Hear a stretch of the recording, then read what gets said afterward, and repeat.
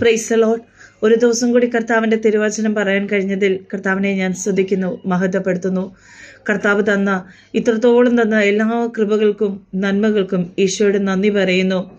പരിശുദ്ധാത്മാവേ, ഞങ്ങളെ സഹായിക്കണമേ.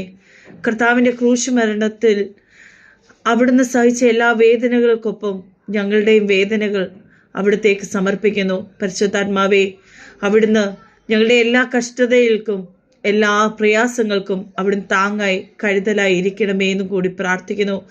പരിശുദ്ധാത്മാവേ, ഞങ്ങളെ വചനം ഗ്രഹിക്കുവാനുള്ള കൃപ അവിടുന്ന് ഞങ്ങൾക്ക് നൽകി അനുഗ്രഹിക്കണമേ. ഇന്നത്തെ തിരുവചനം യെശയ്യാ പ്രവാചകന്റെ പുസ്തകം 58 അധ്യായം 11 തിരുവചനം.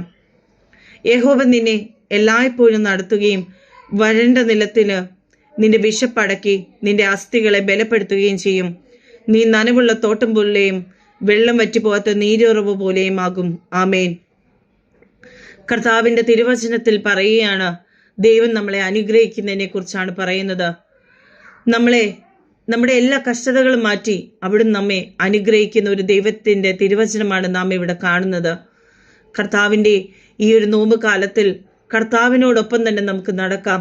അവിടുന്ന് അനുഭവിച്ച എല്ലാ വേദനകൾക്കും എല്ലാ പ്രയാസങ്ങൾക്കും നമുക്ക് കൂട്ടുനിന്നുകൊണ്ട് തന്നെ അവിടുന്ന് ചേർന്ന് നിന്ന് ആ പ്രയാസത്തിൽ നമ്മൾ പങ്കു ചേർന്നുകൊണ്ട് അവിടുന്ന് കർത്താവിലേക്ക് തിരിയുവാനുള്ള കൃപ നമുക്ക് ഒരുക്കി തരാൻ കർത്താവിനോട് നമുക്ക് പ്രത്യേകമായി പ്രാർത്ഥിക്കാം. ഈ നോമ്പ് കാലം നല്ല വ്രതത്തോടെയും ശുദ്ധിയോടെയും മാനസാന്തരപ്പെട്ട് അനുതാപമുള്ള ഹൃദയം നമുക്ക് തരുവാൻ കർത്താവിനോട് നമുക്ക് പ്രത്യേകമായി പ്രാർത്ഥിക്കാം.